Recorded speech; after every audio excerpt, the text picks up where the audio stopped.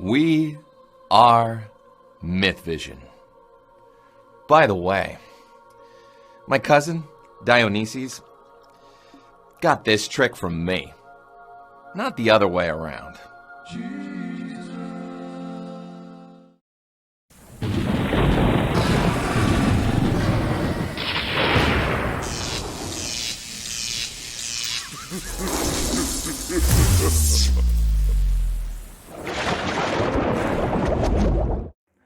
Dr. Price, I've got another question from Wes. He's a patron.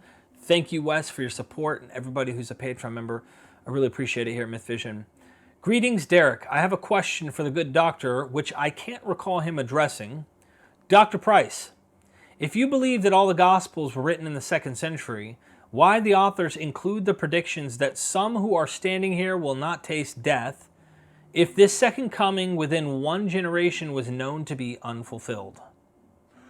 Well, there are several other statements in Mark which seem to be trying to mitigate that.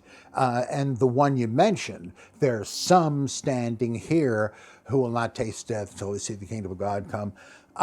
That's already a modification of this generation will not pass away. The whole generation will live to see it. Not anymore. And then that is now made, the some standing here has now been made the run-up to the Transfiguration, as if that's what he was predicting, right? That some standing here, some, and that's why it's only Peter, James, and John. No particular reason is given why he took those three up, except that they're trying to make this the fulfillment of a prediction that only some standing there will see it. So that's all. Somebody is already saying, oh, it wasn't anything really in the remote future. It was just this. So somebody is reckoning with it, and they couldn't, didn't feel at liberty to just cut out the offending stuff because too many people knew it was there. Scribes seem often to have done that. They would add something to make you second guess yourself and say, oh, well, I sure thought that that was saying the world was going to end in the time of Jesus' contemporaries, but I guess not. I guess I had that wrong. Similarly, somebody went back to Mark 13 and had Jesus no sooner than he said this generation negate it by saying, but really nobody knows when it's going to happen, not even the angels or me, only the Father. I thought you just said, as soon as these events happen, it's like the blossoming of the fig tree. There's no way summer is not coming. This can't happen long before. It's like the first fruits of the resurrection. That has to mean the whole thing will happen momentarily. It's begun, you see. And then in Mark 13, somebody has added, there are going to be persecutions, famines, earthquakes, but this isn't the end yet. And then so-and-so, but the gospel has to be preached to the whole world. How long is that going to take? And it seems to me there are tree rings like this that show that it's undergone various interpolations to deal precisely with this.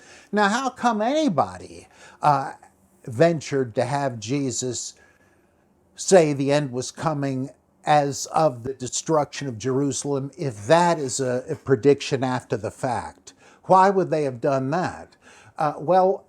It may have been, as Timothy Kalani suggested in the 19th century, that this whole thing, Mark 13, the little apocalypse, was something that was circulating right before, or like while the siege of Jerusalem was building up. And oh boy, this is, when you see this, run for the hills.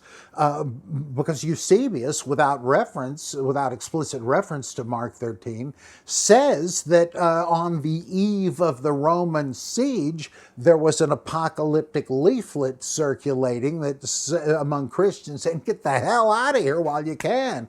And Kalani said, son of a gun, if that doesn't sound like Mark 13. So that piece would predate the rest of Mark. And somebody decided, oh, Jesus, let's put it in here. Right. Because it doesn't fit some other stuff. But it also is tradition. It's part of the tradition. In fact, if we were to remove Mark 13 or Luke 21 or Matthew 24, what will we have left? I mean, isn't the whole message of the Gospels, at least these three, particularly hinging off of what happened when Rome destroyed the hero of the city of Jerusalem, Jesus? So it goes right into that mimetic thing of Dennis. These are not historical accounts. These are narratives. What do you do with the story? Not saying there isn't kernels, verisimilitude. The point is, what would you do if you remove this? The whole heart is how the Jews rejected Christ. Yeah. What happens when you deny the Son of Man, Son of God? And there's that. It almost seems like fossils are left in there. Yeah, exactly. Yeah. So it's a complex business. Also, there's the Titus hypothesis that the writer of Mark 13 knows not only that the temple was destroyed, but that a son of man named Titus, the son of the god Vespasian, was the one who done it. And I used to think that was crazy, but I don't anymore, especially since there were a couple of famous Jews who said that that's what they thought, that Vespasian was the Messiah, and then his son would have inherited it. So, I mean, that would really cut the Gordian knot. But even without that, I don't think it's hard to explain. Wow. Very good question. Yeah, thank you, Dr. Bob.